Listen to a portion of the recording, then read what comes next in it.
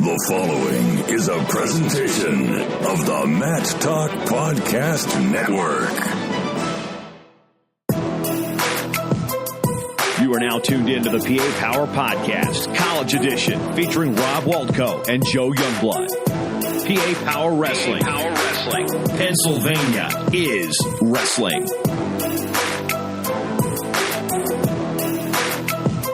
How you doing, fans? Welcome to another week in the open room with Rob and Joe. We're going to change gears this week. We're going to do something a little different. This point of the season, maybe we feel you guys are getting a little tired listening to us, so we're going to give you double dose interviews this week. We're going to start off by getting Zach Hartman on the line. Zach is a Belle Vernon grad, PA Hammer, and starting 157-pounder for the Bucknell Bison. Rob's alma mater, so I know Rob's excited to get a Bison on the phone, right? Absolutely, yeah. Looking forward to talking to Zach and hearing his thoughts on his freshman season. Zach, thanks for taking some time out of your evening to come on and chat with us.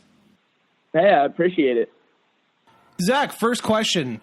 Obviously, being a Bucknell alum, I have a vested interest in your success, and I've had a lot of fun watching you this year. From your perspective, why did you choose Bucknell, and when did you know that you wanted to go there? Was it the first time you visited with your brother? Was it after a few times, or when did you really kind of put your foot down and say, this is the place for me? I just like the fact that it's like an academic school. Like it's very high up on the chain for being an academic school as well as a wrestling school. And I just like the balance that the coaches provided us between athletics and academics. And obviously a big part had to deal with like my brother coming here too. I just already had like a preset friend group leading into junior year of high school at that point, because my brother was like an incoming freshman and everything. And so just like all those combined factors just ultimately made it my top choice for a school. And plus, like, not gonna lie, I'm like a mama's boy sometimes, and I like being close to home, but not too close to the point where I can go home on weekends if I really wanted to, but at the same time, I can use that as like an excuse not to go home. So you mentioned the academics at Bucknell. Currently, what's your major? What's your course of study there? I'm doing a biology major right now, and I'm following a pre-med track. Pre-med, that's lofty aspirations, as I'm sure you have in your wrestling goals. Do you know what kind of doctor you'd want to be now, or you just want to wait and feel it out? Yeah, I had my interest probably leading into freshman year of college right now. I have my interest on studying orthopedic surgery right now, and so I have a shadowing opportunity at Geisinger Hospital this summer to shadow one of the orthopedic surgeons that operated on my brother's ACL the past year, Dr. Morris. And so I don't know, I'm real excited to actually learn exactly what orthopedics do and the shadow an actual orthopedic surgeon. And so, I still have a lot of time to decide, but my main focus right now is going towards that orthopedic field. So, you talked about your path to Bucknell and before, Mitch went off to school and things like that, and got recruited there. How often or ever did you guys ever talk about possibly being teammates at the next level?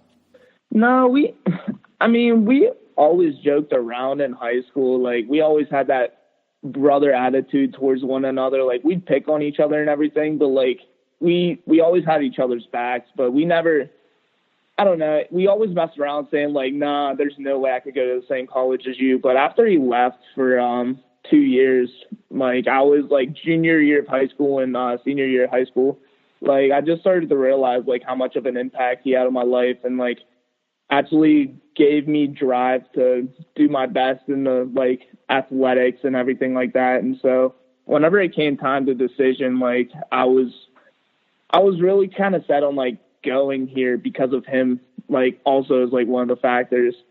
And so, but yeah, straightforward answer is that we never sat down, planned to be teammates. It just kind of ended up happening that way. And finding your way to Bucknell, do you think was it your goal too when you were picking a school to go to a smaller school, or do you feel maybe some of those bigger schools maybe overlooked you? And if they did, is that a motivation, or do you find motivation in that?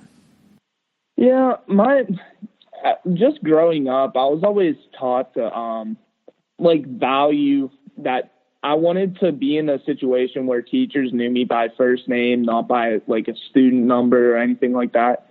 And so in my mind, like my ideal college would always consist of just being a small college, just to where you can build a personal relationship with all your professors. And that can actually like, that just gains like an advantage in the classroom and actually learning one-on-one situations. And so whenever it came time to like looking at colleges and everything like that, it really did play a big factor that this school was a relatively small school. And obviously like the faculty to student ratio is really good here. And so I don't know. I never really looked at bigger schools per se, like Penn State or WVU, just because of that factor. But I would always like, I had my ideals set on like the smaller schools, just because my mom always raised me to just value the personal relationships between teachers and professors. So outside the academic part, I mean, socially, athletically, are there benefits to being in a small school that you find, I guess, suit your personality? Yeah, it does. Like a lot of the benefits that come from a school with being small is that like I have a set friend group, and it kind of like I don't necessarily have to worry about losing friends or trying to fit in whenever I'm off doing athletic stuff and academics, because my social life here, like obviously with being like big time wrestling, and then obviously like you have very, very high demanding like academics, you're not going to have that much time for a social life. And so I feel like in a bigger school, you're going to struggle a little bit more with trying to fit in than if you were going to like a smaller school where you had a set friend group and you knew everybody by name. And so I think that really helped out with that. From a wrestling perspective, I mean, do you find the same thing? Do you get a lot of one-on-one time with LaValle or any of the other coaches? Oh, yeah. Yeah, I get a lot of one-on-one time, especially with LaValle and Minotti.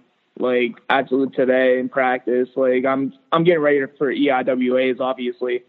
And I was coming into practice, and I was just like getting warmed up and everything. And I look over and I see Minotti walk in, and I'm just like, oh man, like this is going to be a good practice, because like anytime Minotti comes in, it's going to be a grinding practice.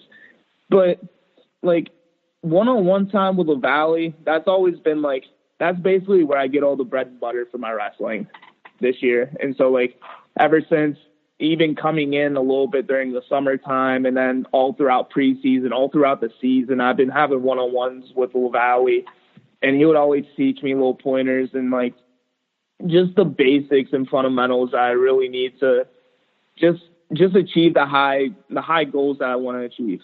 LaValle was also, kind of funky, long, good on top. Does his style cater to yours? I mean, is he teaching you some tricks?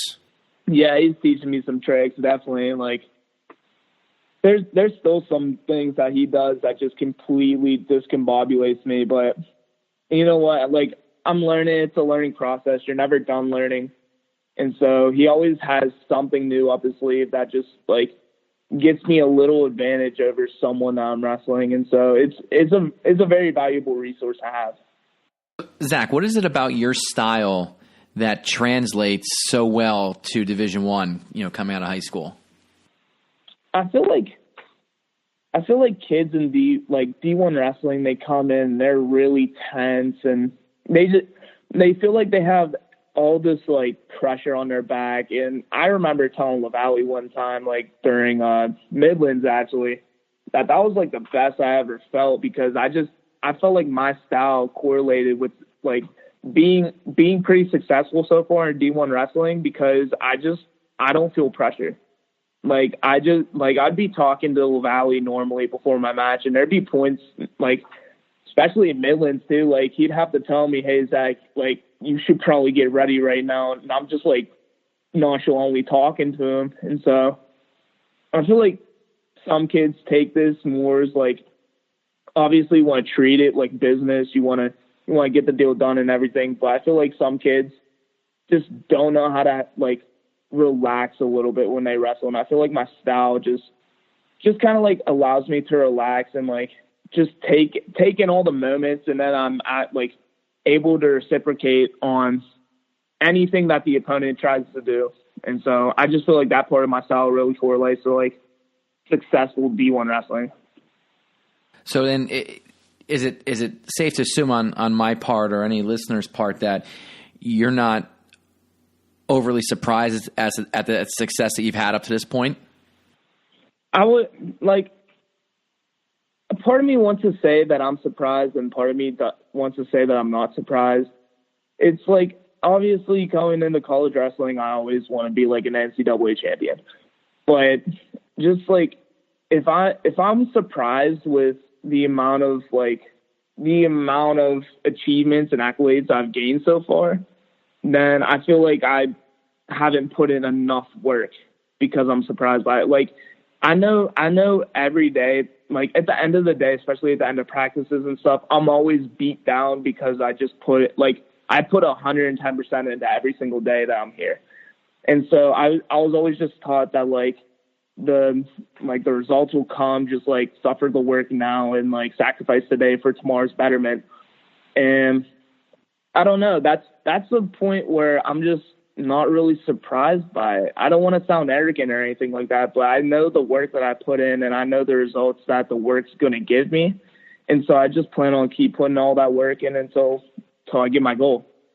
For me, and I feel the listeners will feel the same, that it doesn't sound arrogant. It's more like your preparation gives you the confidence that you've done what it takes to be where you're at. Yeah, it's definitely like one of those situations where if you just go in and you just go through the motions and you're not you're surprised with how bad you're doing during the season, then that's another situation. But I put in the extra work. I go through practice with the same mindset of trying to get better and better every single day. Get 1% better, as my coach from high school, Jim Akerley, always taught me. And it just, I don't know. I just feel like because I put in all the extra work, I'm not really worried about the results. I'm just I just let the results come to me. And so that's where I'm not surprised at it. So you said that your goal is to be a national champion. Yeah. How important, and I know you just kind of talked about the results and you just let them come to you, but again, I'm sure you have some kind of plan. How important to that plan would be being an All-American this year? I mean, if I'm a big believer in just destiny and everything like that, and so I believe that if I'm not an All-American this year, I can really benefit from that because it'll teach me A, to what I need to work on, B, how to change my mindset, and C, how I can overall improve for next year. For example, last year's state finals, we all know that match. And so it would have been awesome to win, but I really feel like because I lost that match, I gained tenfold the amount of experience I would have gained if I would have won that match. And so I feel like gaining from that just allowed me to improve so much more than I would have gained from being a state champion or something like that. And so that applies for being an All-American this year. Yes, I'll be amazing to be an All-American. And obviously I have my goals set on that. But if I'm working and I don't end up being an All-American, I know exactly what to change for next year. And I know how to adapt and improvise.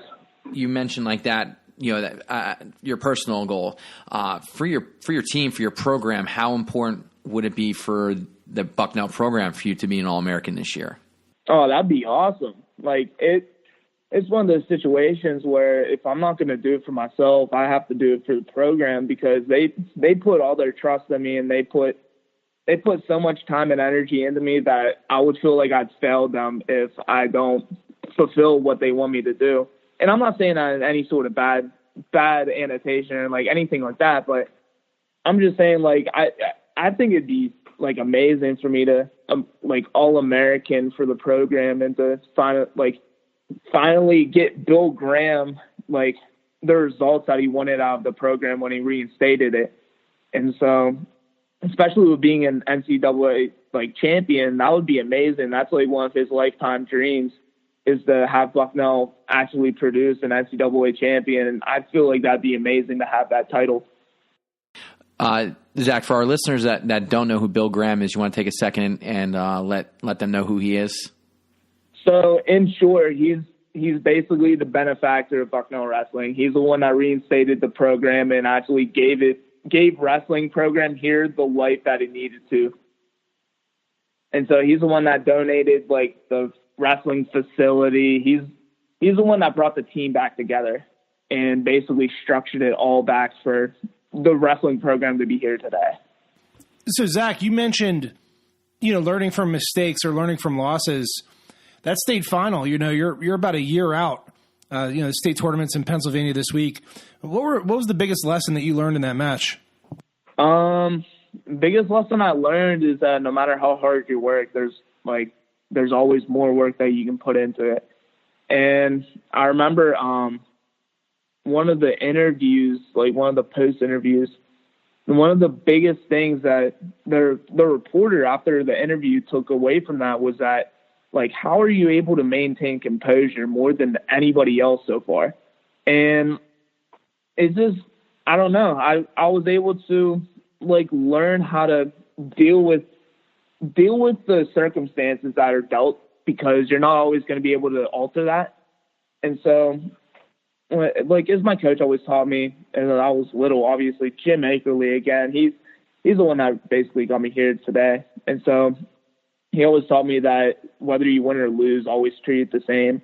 And so that state finals match, like, taught me how to actually, like, put that into practice, because we can always say that, oh, if I lose, I'm just going to, like, keep my cool, whatever. But state finals, whenever you lose in overtime, that's a big deal. And so that really, like, put me to the test, and I really was, like, trying to maintain composure. And that's just, like, it taught me how to be strong mentally, even though you're not favored. And so, and it was actually, like, not funny, but it was, like, one of those deals where my dad was starting to get angry at me, because he was like, how aren't you angry about this? And I was just maintaining composure. I was actually, like, putting into practice what I've been taught all these years. And so that was one of the big things that I was able to learn and to, like, improvise and overcome. So speaking of keeping your composure, obviously during wrestling season, you need to be pretty strict with your diet, watch what you eat. Once the postseason rolls around in a few weeks, where's the first place you're going to eat? What's your favorite grub spot in Lewisburg? Man, that'd probably have to be Texas Roadhouse and probably Buffalo Wild Wings. And then if I'm still hungry, I'll probably go to, like, Sweet Frogs downtown or something. You don't dabble in the local delicacy too much? Not really. Nah, I keep it probably around the, I don't know. Where's the local delicacy? Rob, that's your forte. You're the one who was the Bucknell alum. Yeah, my favorite spots, I liked Casa de Pizza and then Bull Run. I like getting the wings of the Bull Run more so than a lot of those chains weren't around when I was there. Yeah, I also like going to the tavern too. That place is really good. Hey Zach, how interested are you interested in hanging up the Bloomsburg Fair at some point in time in the future? I'll probably end up doing that next year, because this year I was just really focused on trying to, like, hit the ground running and, like, getting everything settled first and foremost. Like, whenever the Bloomsburg, like, fair came around, I was still in, like, preparation mode with classes. I was really trying to, like, pin those classes down to where I had, like, high grades for them, and I was trying to get my wrestling under control and everything like that. And so, like, unfortunately, I wasn't able to go to the Bloomsburg Fair, even though I heard, like, a ton of stories about it. But next year, I definitely plan on going. That's the good thing about being pre-med is after your first freshman semester, the classes get easy, right? You're going to start taking off and going to fairs all day. Oh, yeah, especially with, like, coming in as a bio major. I heard all these, like, horrendous stories about this class called Bio 205.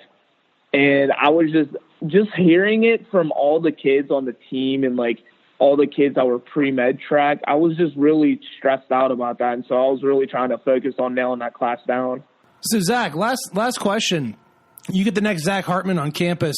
You're hosting him. What's your pitch to get him to come to Bucknell and be a Bison? I would just say that the social skills and the relationships that you build with people here ultimately get you where you ultimately end up want to be. And so, like, again, with like the one-on-one teacher interactions, the one-on-one coach interactions, like, coaches care about your academics a lot. Like, they don't let anything slide. If you're slacking a little bit, coaches get on you about it. And so they keep you in line, and they definitely give you trust the more that you're able to show them that you're able to control your life and to build a structured time. They give you trust with that. But if you end up slacking just a little bit, they'll start not coming at you, but they'll start asking you, like, hey, what's going on? Like, what's going on? Like, is there something in your personal life? Is there something going on that we need to know about? Is there anything that we can help you with? And even with things that you don't think are problems and coaches are starting to, like, pick up a little bit on, like, sometimes we'll take you out to, like, a dinner or something and just sit you down, talk to you, just, like, get to know what's really going on. And I just feel like that's real beneficial. Both is, like, going forth in, like, the student life here, and also for post-graduation, post-Bucknell, I really feel like that's going to translate into it well. Well, Zach, we can't thank you enough for coming on tonight and, giving us a little bit of insight into, what makes Zach Hartman tick and where you like to eat at Bucknell and in Lewisburg and what your future has in store for you. Yeah, I appreciate it. And a real fresh perspective. Yeah, no, a real fresh perspective on how you handle things too. I think I speak for Rob and I. You're mature beyond your years in the way your outlook on how you perceive winning and losing, and to, I guess, be so composed in those moments. I think that's definitely a reason that another reason that's led to the success that you've had up to this point, and hopefully the success that you have in the future. Yeah, and a lot of it has to do with just like the coaches that brought me here today. Like, obviously, like Coach LaValle, Coach Warrensberger, Coach Morrill, Coach Ramos, Coach Minotti, like they all played a part in to help me, like, kind of sharpen my arsenal a bit. And, like, the real big ones that really brought me up here too was, like, Jim Akerley. Like, he's the one that taught me how to deal with winning and losing. He's the one that taught me how to, like, basically every single mental ability he taught me.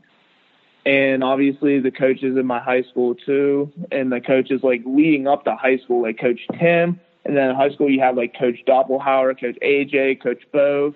Like, they all just taught me how to deal with the cards that you're dealt, even if you're not able to alter the circumstances of them.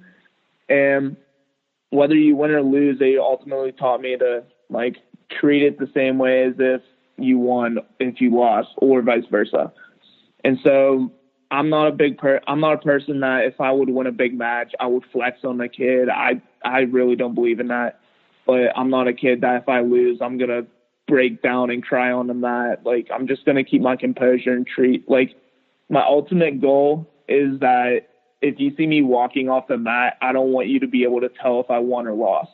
Yeah. And like you said, that's in the kind of the times we're in right now, you don't see that so much. So it's nice to see that, again, that your perspective of it, and, it's really refreshing. Yeah.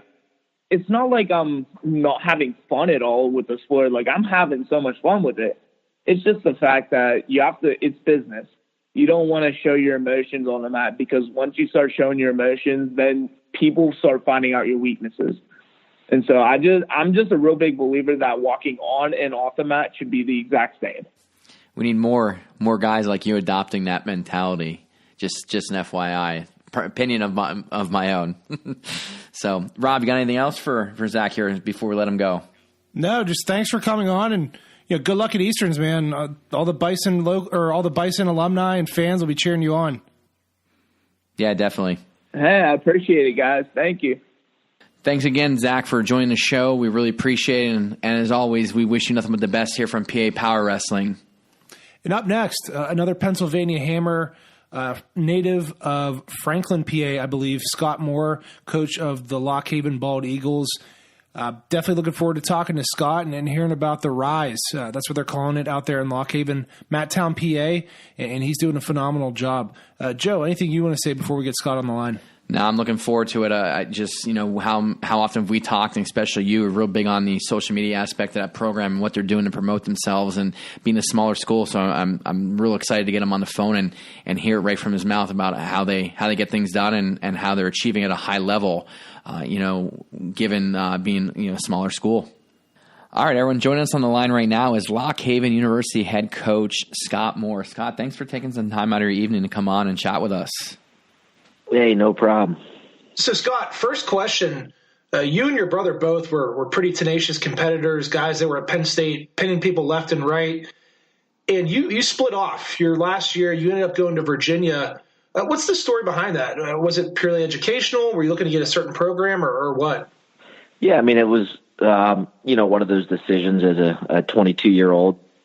You just really never know what's out there for you. And kind of unique that I started at Penn State and my brother Josh actually started at Edinboro, which was a little bit closer to home. So me being more of the risk taker, went to Penn State as basically a walk-on and, him going to Edinboro. And then, like halfway through the first year, maybe 3/4 of the way through, I think he saw the success that I was having at Penn State and being at a bigger school. And, at that point he transferred to Penn State and we spent 3 years together and, obviously great workout partners and, just competitors.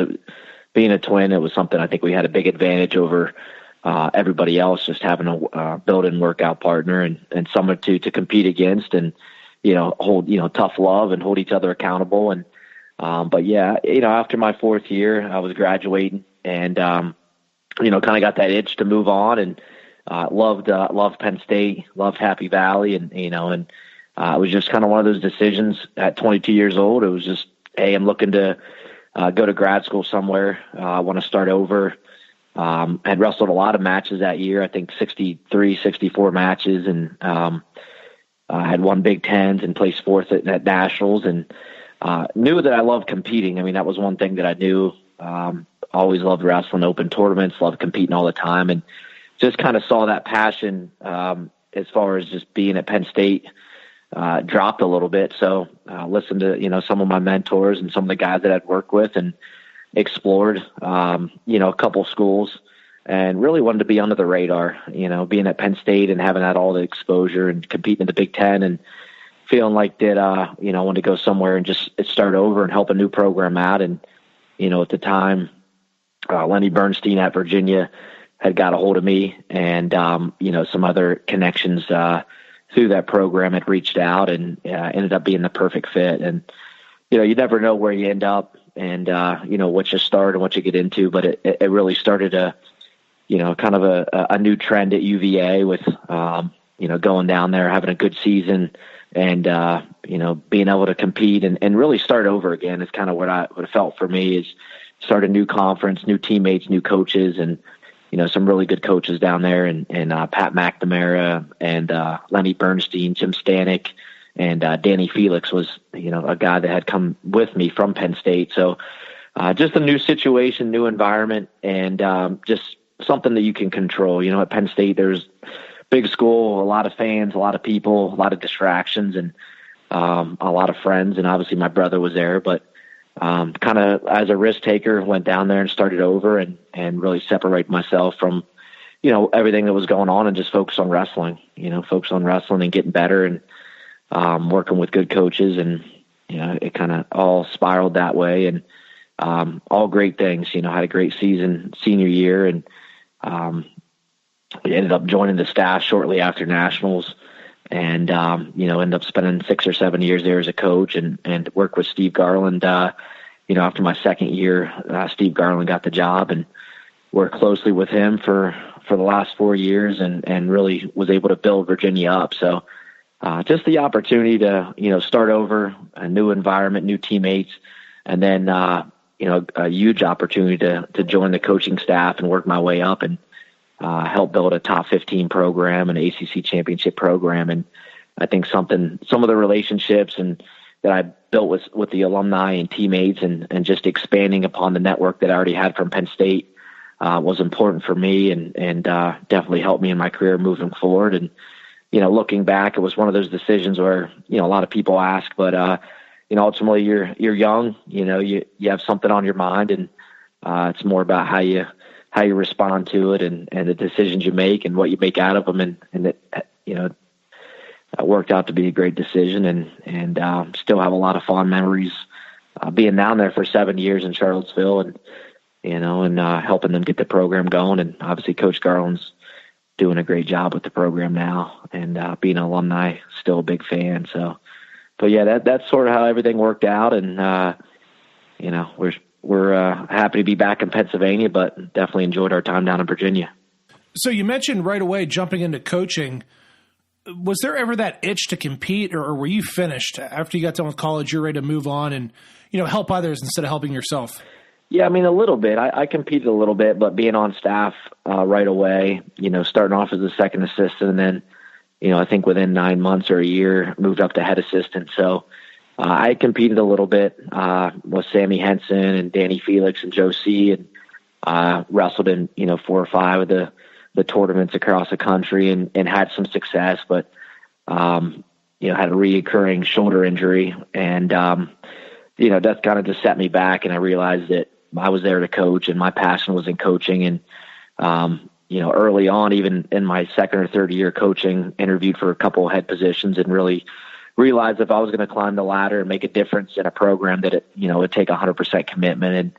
And I think I was one of those guys that I got married a year after I graduated college, so I was kind of a little bit more mature and understood how coaching worked, and the benefits of jumping right into coaching and learning the trade, and learning how to recruit and do budgeting and just build a program from the ground up. And I give a lot of credit to Steve Garland for allowing me to be part of that. But ultimately, I realized that it's a fine line between being successful in wrestling and coaching, and that my future was brighter in coaching. And having a twin brother, he competed, I think, maybe 3 or 4 years out of college, and was top 4 or 5 on the ladder for a while, and he enjoyed traveling and coaching and working with him. But for me, I just knew right away that coaching was sort of the direction I wanted to go. And competing was fun, but for me, it was just getting into coaching, making my mark on the team at Virginia, and seeing where it could take me. And, obviously building a strong network of friends and mentors, and, has allowed me to get to where I'm at today at Lock Haven, and, and continue to move this program forward. So you're talking about moving the program forward, and looking at your roster, and this was something that, we talked when we had Chance Marceller on a few weeks ago. Is it coincidence now at this point in time that this is like your program, like you're totally entrenched in Lock Haven, being there as long as you have? That is it coincidental you have like all but 2 guys in your roster are Pennsylvania kids? Yeah, I mean, I've always believed, Pennsylvania was the best wrestling state, and even my time at Virginia, I recruited mostly Pennsylvania wrestlers. We traveled, across the country to get kids, but most of the kids I recruited were from Pennsylvania. You look at the teams, even during that time period, you had, the Nelsons from Shaler and Snyder and Salopek and Henrik, and, some really good Pennsylvania kids on the team down there. And just kids that you can build relationships with, families that are supportive. And coming to Pennsylvania, I knew that right away that in order to be successful, you had to pull from the best in Pennsylvania. And, right away when I got the job at Lock Haven, our finances weren't quite as good as they are at bigger schools. So, our scholarships are a little bit lower. So we knew we had to recruit locally. We had to recruit Pennsylvania guys, and we had to find kids that were a little bit under the radar and develop them. So that's sort of how the coaching career started. And, I remember my first couple months on the job, I didn't have an assistant coach, but I was on the road all the time doing home visits, and I was probably 8 or 9 home visits in, and the AD pulled me in. He's like, "When are you going to get an assistant coach?" And, at that time I wasn't really worried about it. I had enough confidence to think that, I could go out and convince some of the best kids in Pennsylvania to come to Lock Haven, with partial scholarships, without a staff, and, I realized that was going to be a little challenging. So,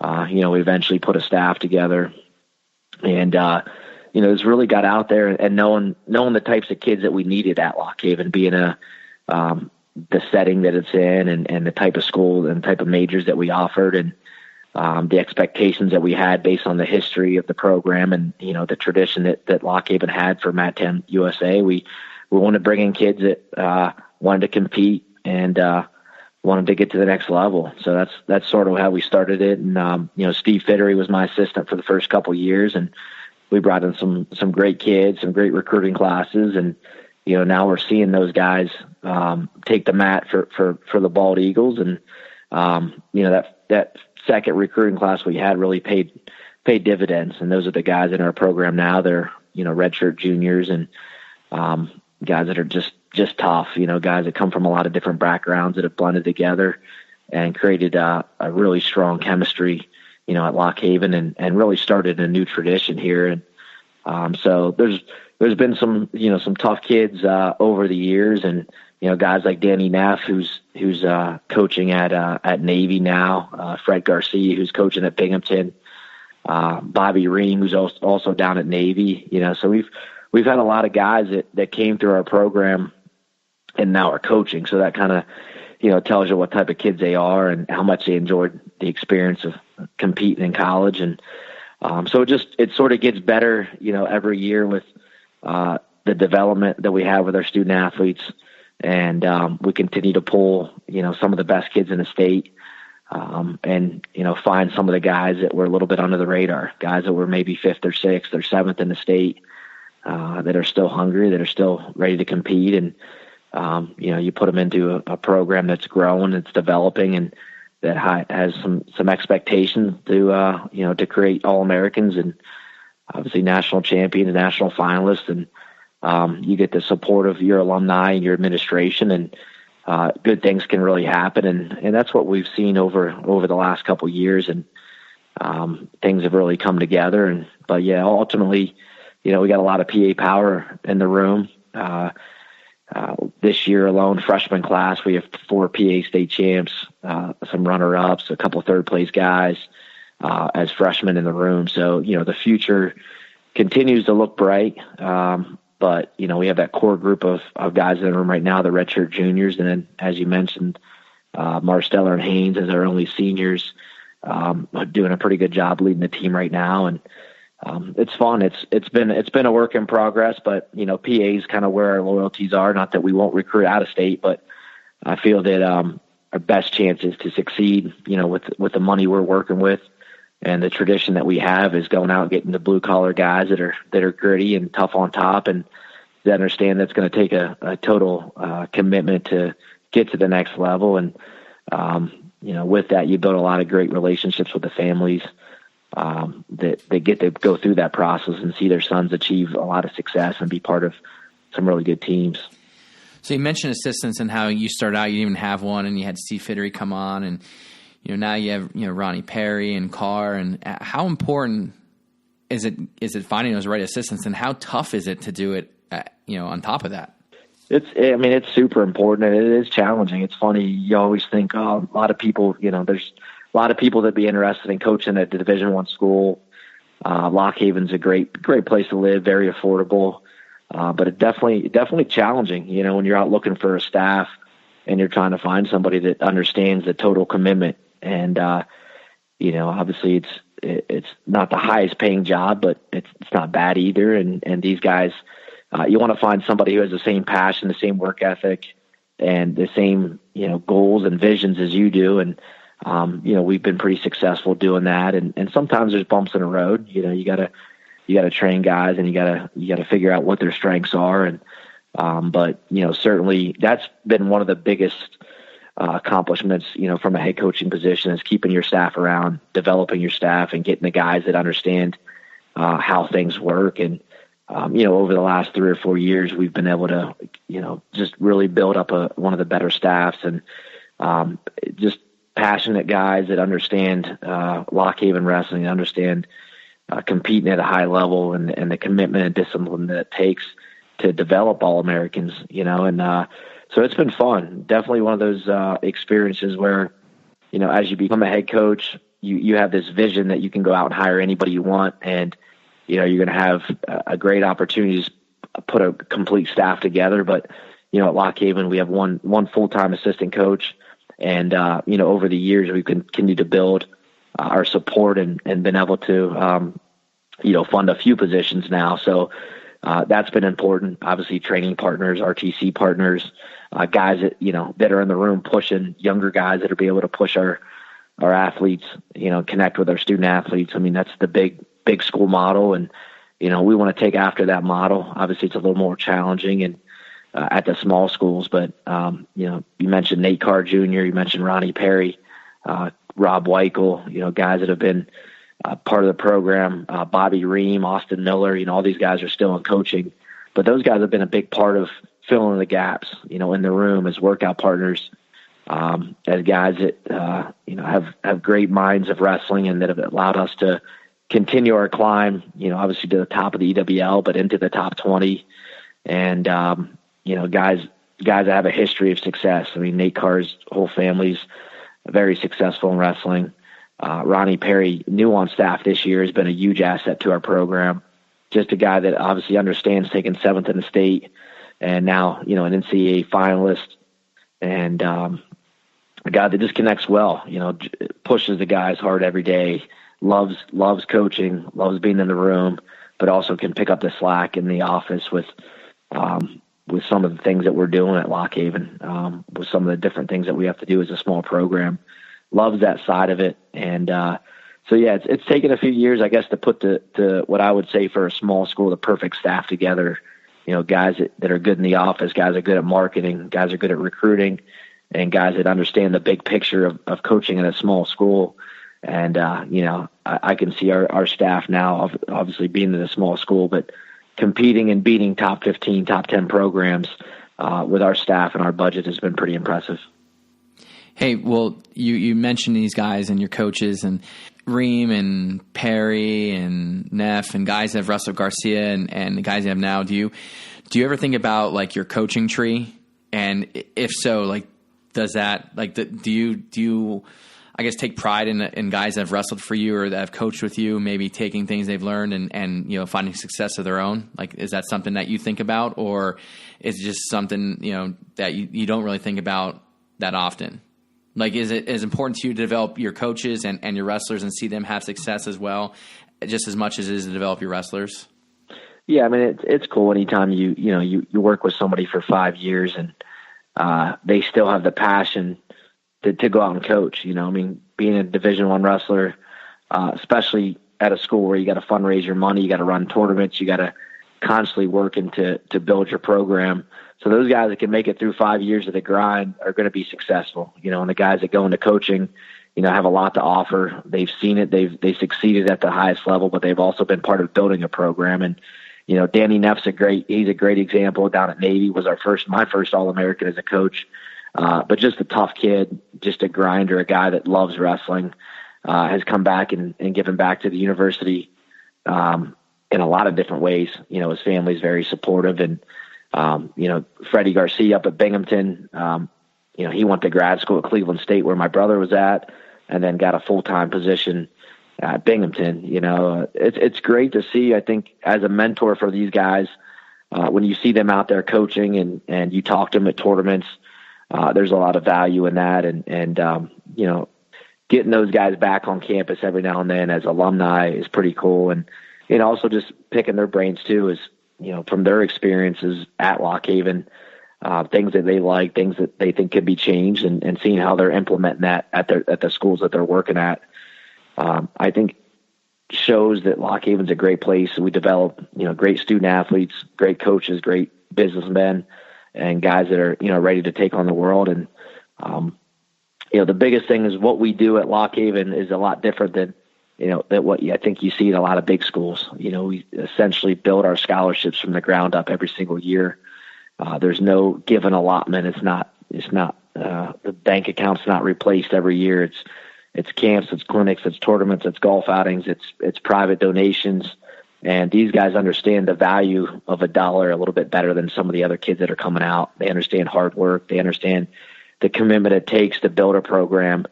So the respect is a lot greater. I'm not saying that coaches don't respect the athletes or vice versa, but I think the respect is a lot more knowing what it takes for us to grow our program. And then just the level that we've got to with their support and their success. And now that we can continue to build and bring in new student athletes and, hopefully continue to push out some good coaches in Division I and really all divisions in that matter. So one thing that we mentioned to you offline, excuse me, and you mentioned here is you guys got to hustle, right? You don't have the scholarships coming in automatically. You have to earn it. But one thing that Joe and I have been really impressed with is your guys' social media presence. Highlights after tournaments and duels and just promotion is through the roof. And I think that's just necessary for a small program. Who's the one that pushes that? Is that you? Is it one of your millennial assistants or what? And how'd you guys get so good at it? Yeah, absolutely. I think Nate's behind a lot of that, and I think he's a wrestling. He lives it, watches every level. I think coming from a family that's big into wrestling with his dad, who's at Iowa State now, and his brother's wrestling at Iowa State, and his uncles that have been successful. And but he's a guy that I think understands with a marketing degree in college. So he's sort of the brain behind a lot of it. But really, I think we know that we have to expose our program to alumni, to fans, to recruits, and to the community just to grow. And that's something, we do a lot of brainstorming on ways to market, to fundraise. So, a lot of the fundraising, a lot of the ideas, the match marketing ideas, and is stuff that we just sit down and say, how can we really think outside the box? How can we really expose our program? And then at that point, you got to start looking for resources. Find guys on campus, find people that want to build a portfolio, in graphic design or video production, or guys that want to be part of something. And then you start having success, and the videos mean something. And that's really where it started taking off last year. We knew we were going to have a good year.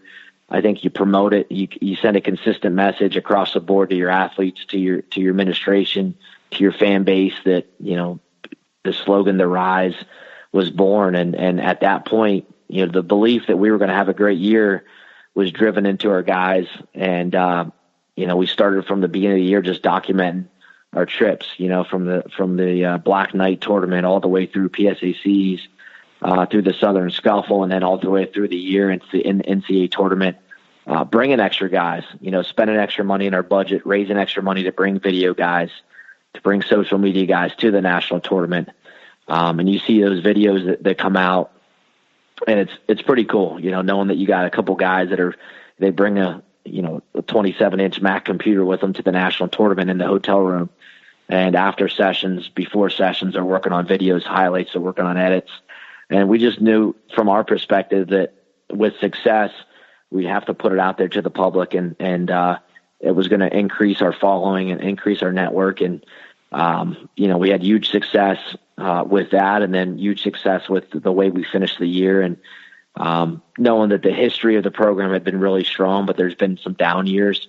Last year was a special year for us, winning, PSACs, EWLs, and then making that huge push at the NCAA tournament in Cleveland, with Ronnie Perry, Chance Marsteller, and Thomas Haynes and Corey Hazel, and some of the guys that put on a show out there. And to be able to highlight that and document that and put that in the video form and to send that out to recruits and alumni, and to have that on file, pretty much something where you could pull that out and say, hey, here's what we did this year, and here's the success that we had, and here's the development with our student athletes, was huge. So it's really about timing and opportunity and believing in something that's bigger. You have to go in, and you've seen almost a trend over the last couple of years where everybody sort of has a slogan now. And, I'm sure those existed way before we created the Rise, but it's become a little bit bigger. You see, some of the schools that are trying to make an impact, trying to make a name for themselves,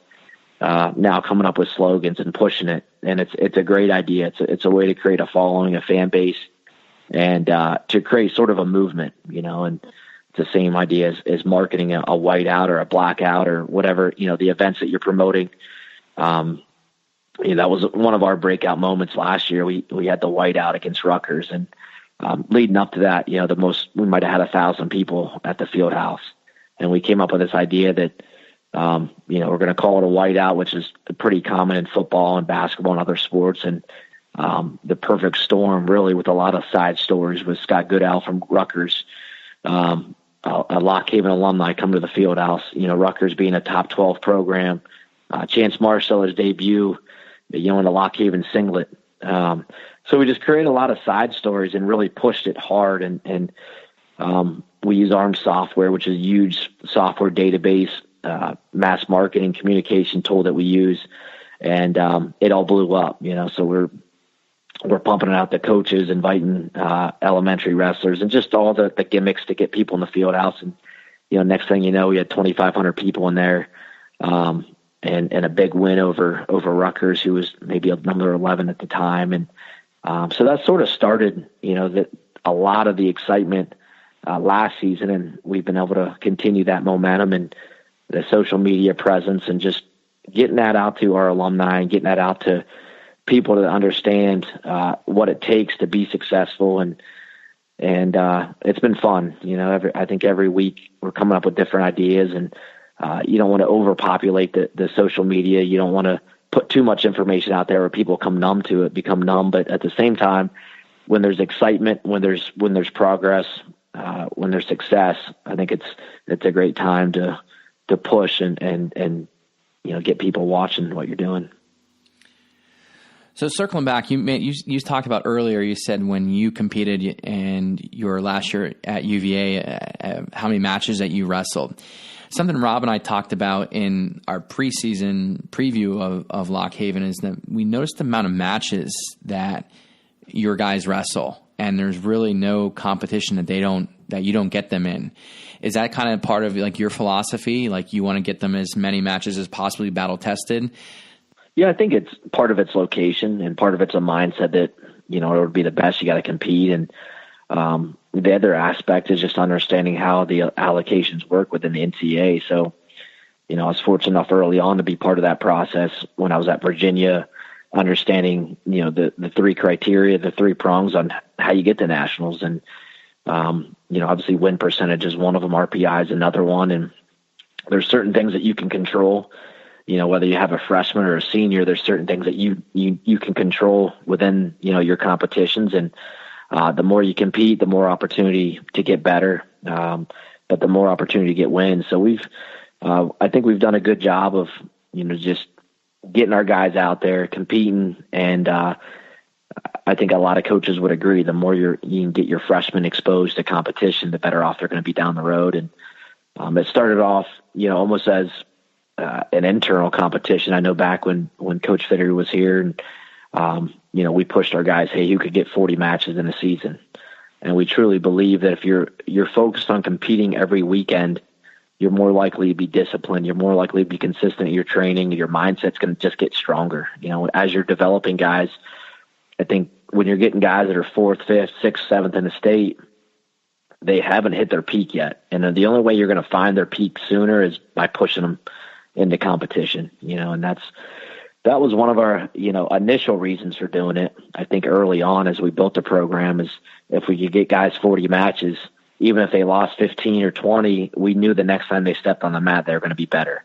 We knew there was more data to analyze as far as, what they need to get better at, what things were they lacking? Was it top wrestling? Was it, finishes? And, you start breaking down the film, and, we figured out at a pretty early stage that our guys are really good on top. Pennsylvania guys know how to wrestle on top, so we really pushed that, and that just allowed us to compete more. I think when you control the matches, you're good top wrestlers. You control the outcome of matches. It allows you to stay injury free. It allows you to pick up more wins, more tech falls, more pins, and it just creates a better atmosphere in the room. And we're changing a little bit. We still have some guys that, don't compete, maybe 25 matches a year, but then you turn that around, you have guys that are still getting 40 matches. I know Marsteller had 40 40 plus matches last year. Kyle Shoup had, I think, close to 50 matches.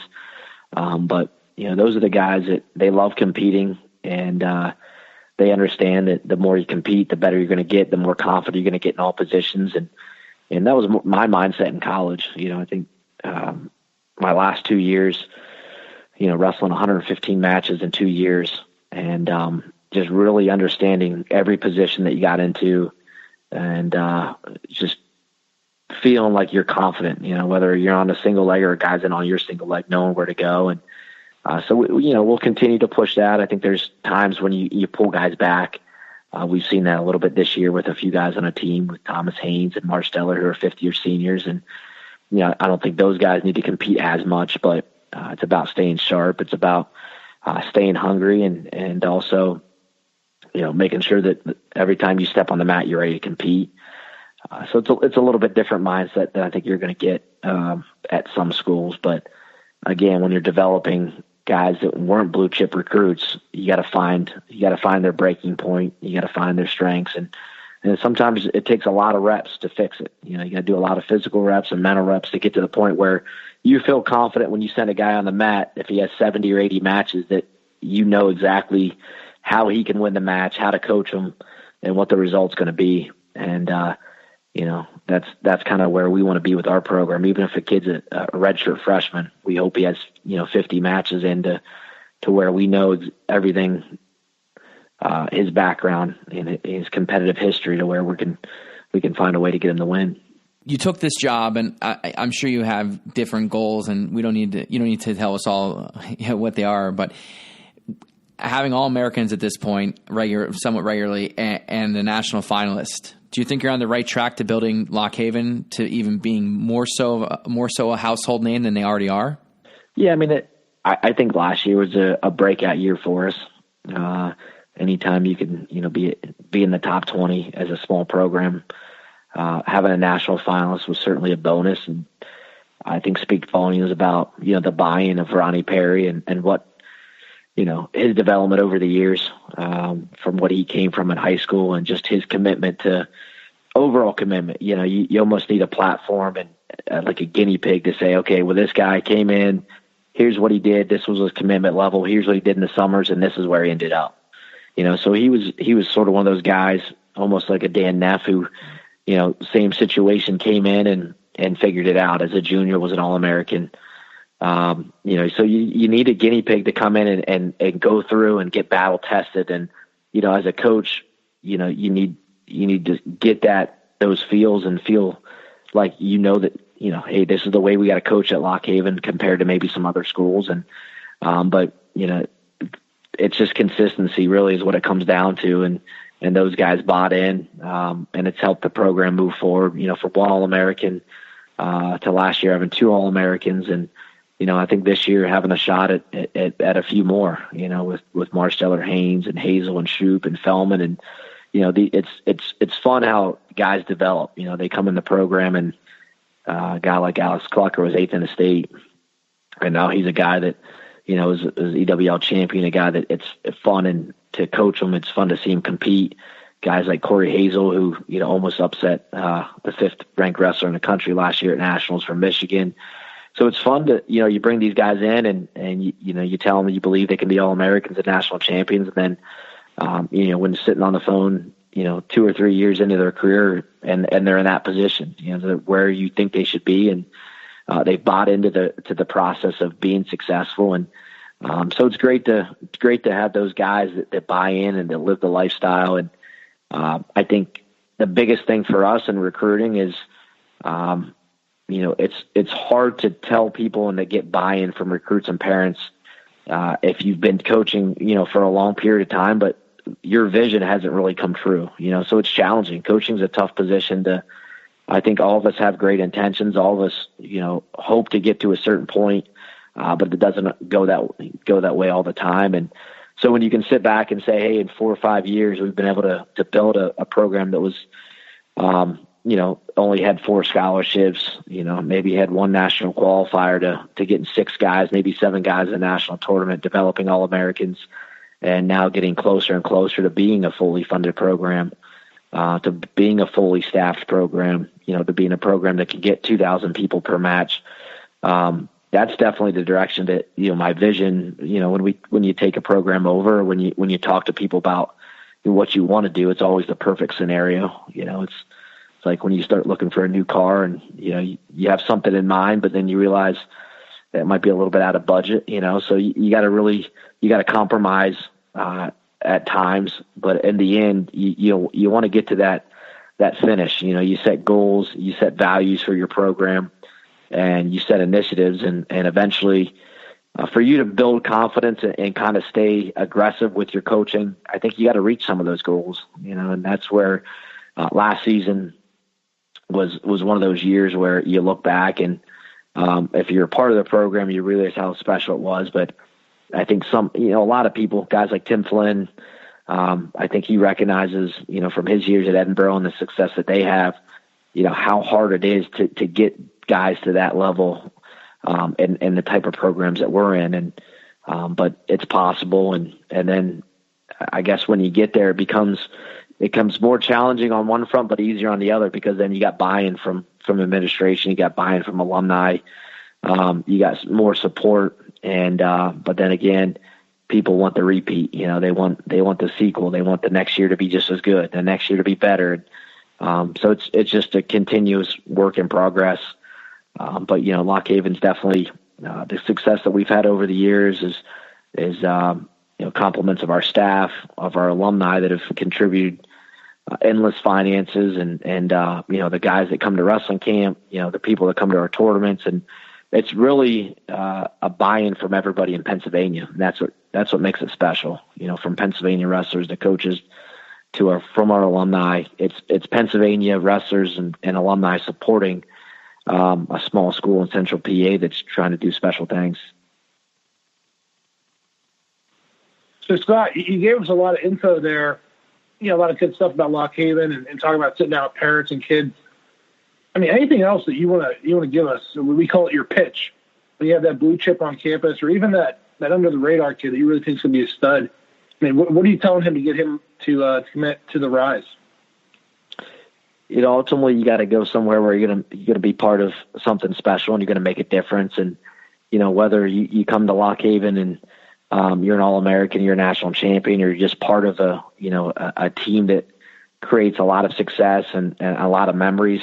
It's certainly a place where, it's an enjoyable experience, a lot of team camaraderie, a lot of outdoor activities, so Scott, but a place that you can control your future. And, a lot of good stuff about Lock being Haven a small and school, talking that's about something that you got to take value in. And anything else being around people that care about you, being around professors and administrators that really care about your future and your potential. But something you can control. I think that's one of the reasons why I like Lock Haven so much. I enjoy coaching there, is that we know we can make a difference in the lives of our student athletes. We know that we can change, the way they think about wrestling, the way they think about life, the way they think about business, and the way they think about maybe their confidence or something that they're lacking.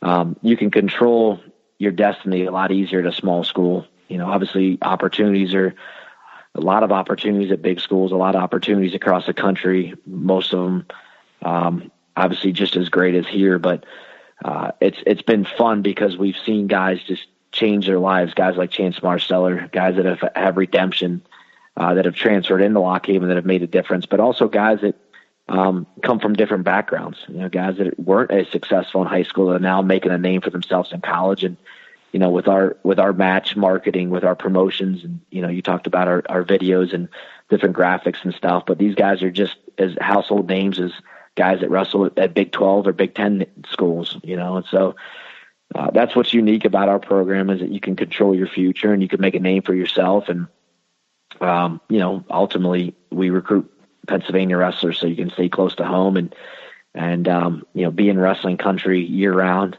and be part of something special. Lock Haven, 41 All-Americans and 9 national champions.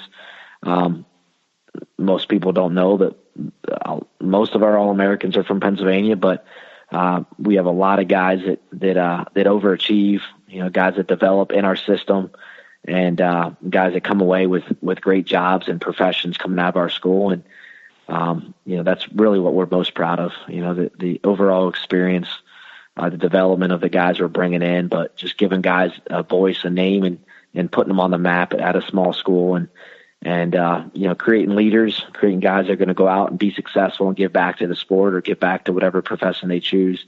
And Lock Haven's just a fun place to work. It's a fun place to compete. We've made it one of the best venues in the country, as far as attendance, and to step on the mat in the Thomas Fieldhouse, knowing that you're competing for a top 20 program in the state of Pennsylvania. You don't have to go to Penn State. You don't have to go to some of these big schools. Obviously, they're great choices as well, but just giving more opportunities, to Pennsylvania wrestlers that thrive, in that country setting, that thrive in a smaller environment, that offering great coaching and great friendships and great networking at a small school, and that's really what makes Lock Haven, a special place to compete and coach at. Scott, we can't thank you enough for taking time out and as much time as you did and answer our questions so thoroughly. And you really just gave everyone a glimpse and a good look at what you're doing there at Lock Haven with your staff. And it's great to watch from the outside and seeing you do great things with a program like you said that is a smaller school compared to some of the big boys and competing with them. So it's thank you for all that you do for Lock Haven wrestling and Pennsylvania wrestling.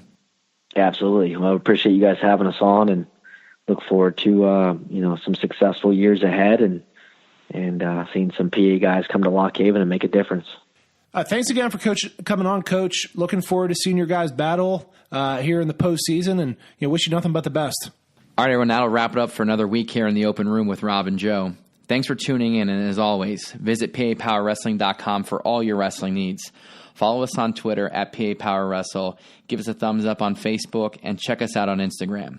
Don't forget, fans, you can subscribe to the PA Power Podcast on iTunes and listen to all 3 shows on Spotify. If you want to send any questions or suggestions to the show, email us at collegetalk@PAPowerWrestling.com. Thanks, and have a great week.